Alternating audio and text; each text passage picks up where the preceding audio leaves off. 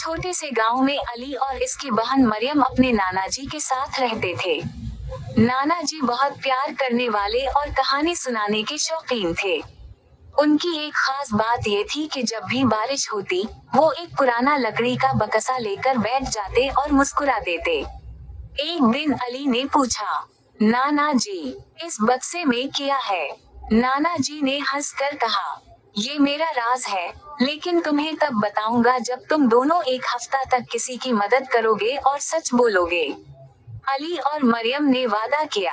इन्होंने गांव के बुजुर्गों का सामान उठाया, छोटे बच्चों को पढ़ाया और झूठ से दूर रहे।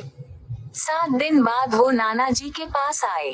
नाना जी ने बक्सा खोला तो इसमें एक पुरानी घड़ी, कुछ खत और एक तस्वीर थी।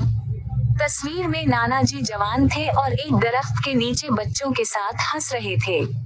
नाना जी ने कहा, ये घड़ी मेरे वालिद की है, खत मेरे उस्ताद के हैं, और ये तस्वीर इस दिन की है जब मैंने सीखा कि दूसरों के लिए अच्छा करना सबसे बड़ा खजाना है।